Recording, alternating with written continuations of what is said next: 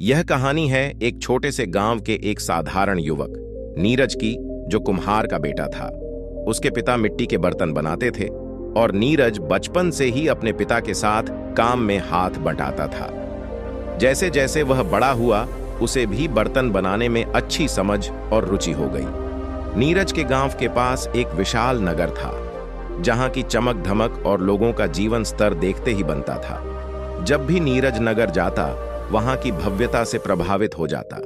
उसे लगता कि उसका गांव और उसकी मिट्टी के बर्तन बनाने की कला बहुत साधारण है। वह सोचता कि नगर में लोग कितनी बड़ी बड़ी चीजें करते हैं, और वहीं उसकी पूरी जिंदगी बस मिट्टी में सने हुए बर्तन बनाने में बीत रही है। एक दिन नगर में एक उत्सव का आयोजन हुआ। वहां के राजा ने घोषणा की कि नगर के कारीगरों के लिए एक प्रतियोगिता होगी, जिसमें सभी अपने कौशल का प्रदर्शन करेंगे और विजेता को सम्मानित किया जाएगा। नीरज ने भी प्रतियोगिता में भाग लेने का मन बनाया।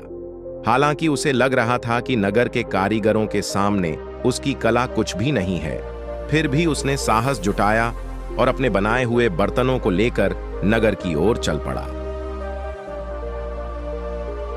नगर की चमक धमक और प्रतियोगिता। नीरज जब नगर पहुंचा तो वहां की भीड़ और विभिन्न प्रकार की कलाओं को देखकर स्तब्ध रह गया। हर कोई अपना सर्वश्रेष्ठ प्रदर्शन करने की तैयारी में था। वहां के कारीगरों के बर्तन, सजावटी सामान और अन्य हस्तशिल्प बेहद सुंदर और बारीक बने हुए थे। नीरज को लगा कि उसकी साधारण कला इनके सामने कहीं टिक नहीं पाएगी, लेकिन फिर भी उसने हिम्मत जुटाकर अपनी बर्तनों की प्रदर्शनी लगाई। लोग उसके स्टॉल के पास से गुजरते, लेकिन कोई खास रुचि नहीं दिखाता। नीरज के मन में निराशा छाने लगी। उसे लगने लगा कि उसकी कला किसी काम की नहीं है, और उसने इस प्रतियोगिता में भाग लेकर बड़ी भूल कर दी। अरबार बूढ़े कारीगर की सलाह। जब नीरज निराश होकर अपने स्टॉल से उठकर जाने ही वाला था, तभी एक बूढ़े कारीगर ने उसके पास आकर पूछा, बेटा, तुम इतने निराश क्यों हो? नीरज ने उसे बताया कि उसकी कला यहाँ के कारीगरों के सामने बहुत साधारण है और उसने इस प्रतियोगिता में भाग लेकर गलती की है। बूढ़े कारीगर ने मुस्कुराते हुए कहा, बेटा, कला का मूल्य उसकी चमक धमक में नहीं, बल्कि उसकी आत्मा में होता है। तुम्हारी कला में भी आत्मा है, तुम उसे समझ नहीं पा रहे। नीरज ने उनकी बात को समझने की कोशिश की, लेकिन वह कुछ असमंजस में था। बूढ़े कारीगर ने उसे एक सुझाव दिया, तुम्हारी बर्तन की कला भले ही साधारण लग रही हो, लेकिन यह गांव की मिट्टी से बनी है। इसमें तुम्हारे गांव की खुशबू और तुम्हारे हाथों की मेहनत बसी है। उसे कभी भी कम मत समझो। अपनी कला में सच्चाई और भाव रखो, यही तुम्हें सबसे ऊपर ले जाएगी। अमुन्द्र। नीरज का आत्मनिरीक्षण। नीरज को बूढ़े कारीगर की बात ने भीतर से झकझोर दिया। उसने सोचा कि वह बस नगर के लोगों की चमक धमक और उनकी प्रशंसा की लालसा में अपनी कला को कमतर समझ रहा था, लेकिन उसकी कला उसकी अपनी पहचान थी, जिसमें उसकी आत्मा और मेहनत बसी हुई थी। अगले दिन नीरज ने अपनी बर्तनों की प्रदर्शनी में छोटे बदलाव किए। उसने बर्तनों को सजीव रंगों से सजाया और उन पर गांव के सांस्कृतिक प्रतीक उकेरे।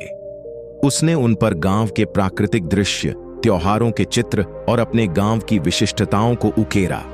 अब उसके बर्तन साधारण नहीं, बल्कि उसके गांव की आत्मा का परिचय दे रहे थे। डाकरारा। प्रतियोगिता का परिणाम। प्रतियोगिता का दिन आ गया। सभी ने अपनी कलाओं का प्रदर्शन किया। नीरज के बर्तन अब पहले जैसे साधारण नहीं लग रहे थे।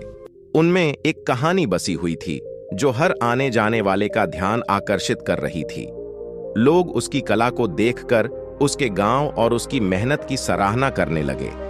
राजा ने नीरज के स्टॉल पर आकर उसके बर्तनों को देखा और उसकी कला की प्रशंसा की।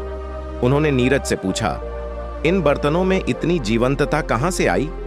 नीरज ने नम्रता से उत्तर दिया, यह मेरे गांव की मिट्टी और मेरी मेहनत का परिणाम है। पहले मुझे अपनी कला साधारण लगती थी, लेकिन मैंने सीखा कि सच्ची पहचान बाहरी चमक में नहीं, बल्कि हमारे अंदर की मेहनत और लगन में है। अडार। सम्मान और सच्ची पहचान। नीरज को प्रतियोगिता में प्रथम पुरस्कार मिला, लेकिन उससे भी अधिक उसे सच्ची पहचान और आत्मसम्मान मिला।